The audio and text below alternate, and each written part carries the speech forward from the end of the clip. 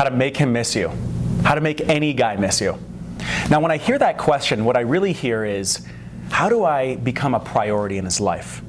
How do I get him to spend more time and put more attention on me in the relationship? Ultimately, you probably can't determine exactly how much of a priority any particular guy makes you, but what you can do is everything that's on your side of the fence that maximizes that opportunity, and that's exactly what we're going to be teaching today.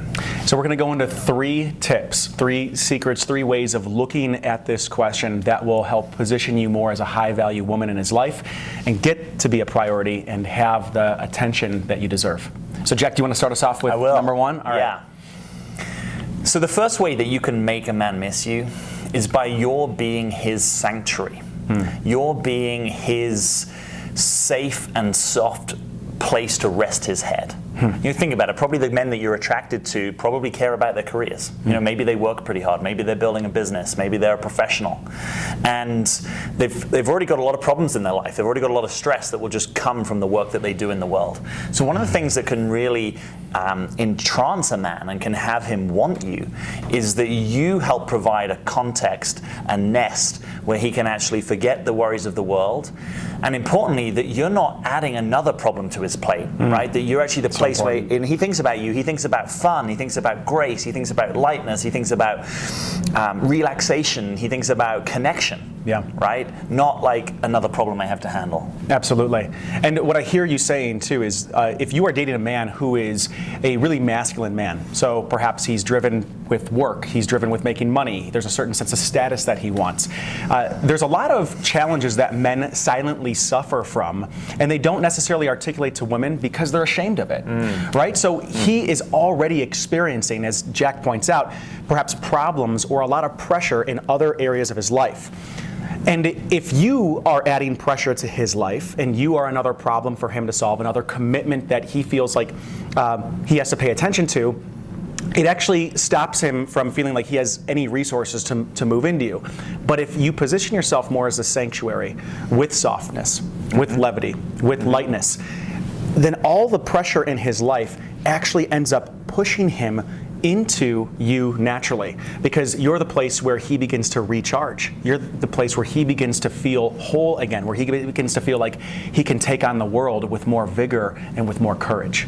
Yes. So that's point 1. Yes. Become his sanctuary. Yeah, and do that by softness. Yes. And vulnerability, right? Where you're actually inviting him into this very different space than he would be in the rest of his life. I know this from personal experience when I've been super stressed. Sometimes I don't even want to be social. I just want to see my woman if she can meet me in that space. Yeah, and what's just an example for anybody watching this? What would be an example of a softness, of something that allows you to maybe to play with that metaphor, rest your head, and be able to be recharged? Yeah, I'm imagining maybe grabbing him by the shoulders and giving him a little massage. I'm imagining maybe cooking a nice dinner, creating a nice evening where he can perhaps relax with you, snuggle up, maybe you're going to watch a movie, maybe you're going to make love, but there's there's just a sort of ease and relaxedness to the evening. This is going to make even more sense as we go through these next 2 points, so let's dive into the second one. Let's do it. And shall I dive into that one, or do you want to start it off? Yeah? Okay, cool.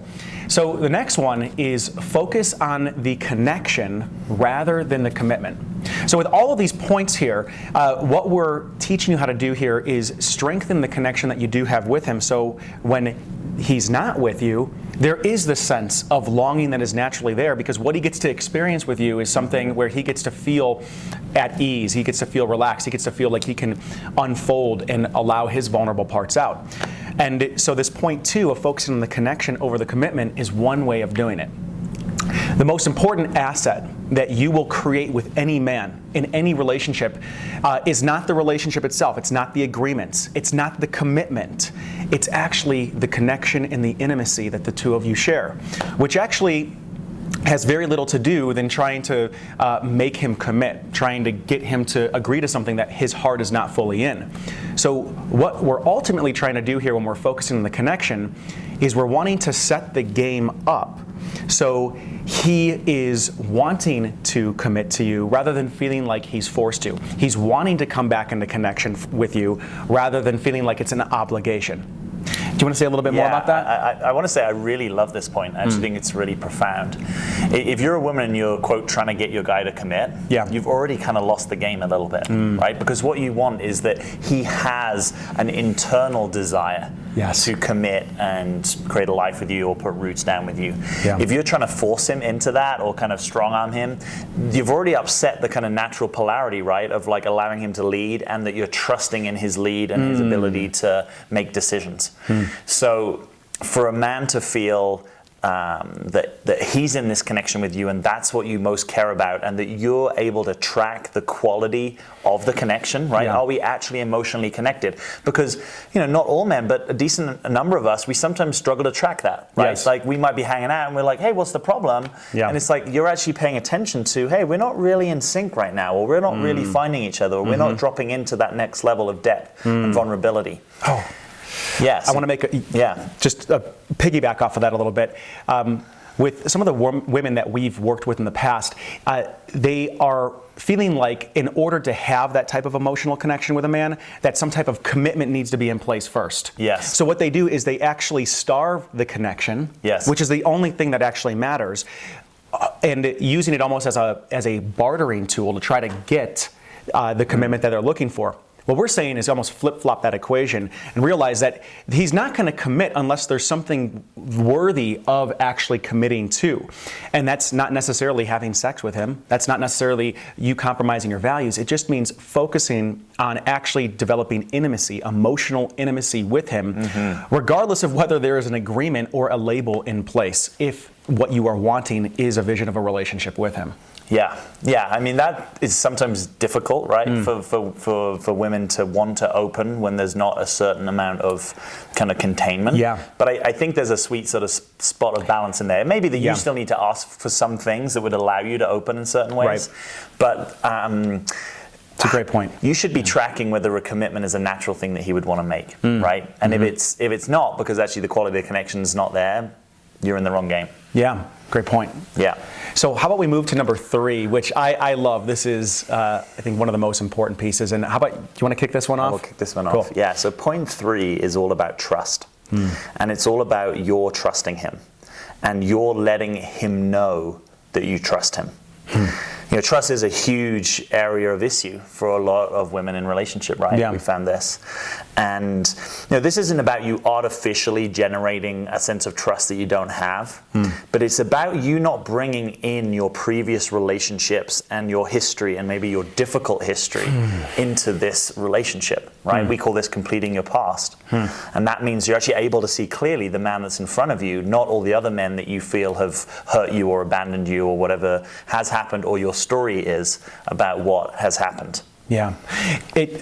What I'm picking up on is when you are able to trust him, you're actually giving him the opportunity to be seen clearly by you, rather than be seen through this colored lens of perhaps your own wounding from the past. Because when you're taking and looking at him through the lens of your own wounding, the experience that he has is one of being constricted when he's with you, because he's being seen as a certain way in which he suddenly has to be defensive or to try to defend himself against, so you don't see him that way. And that's exhausting for a guy. I think one of the most exhausting aspects of being in a relationship with a woman for a man is if the woman doesn't trust him.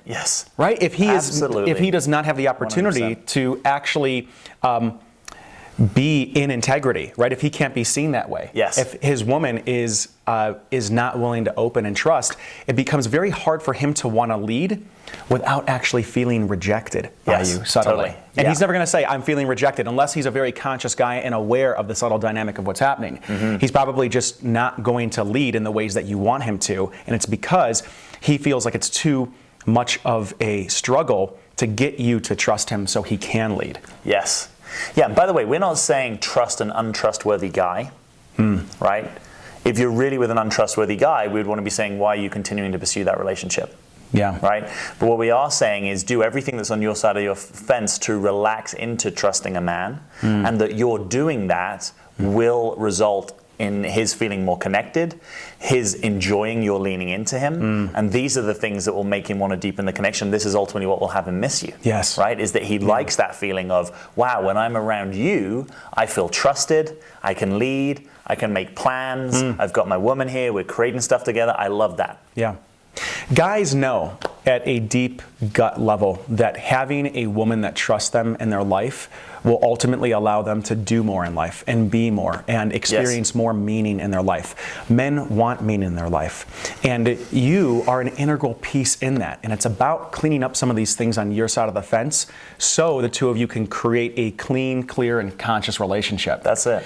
And this leads into something that we have for you today, which is a webinar that we created. And it's Jack and I riffing on some really deep and I think important critical points.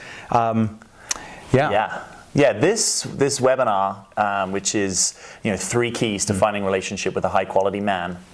It's one of the things I'm most proud of, actually, in terms of the amount of work. Like, he's a bit of a taskmaster. Like, we worked at this webinar, right, for a long time to create really compelling content and to really, these aren't just 3 quick hacks. This is like 3 unpacking of these important areas that will allow you to do everything that's on your side of the fence to invite and magnetize a high quality man into your life.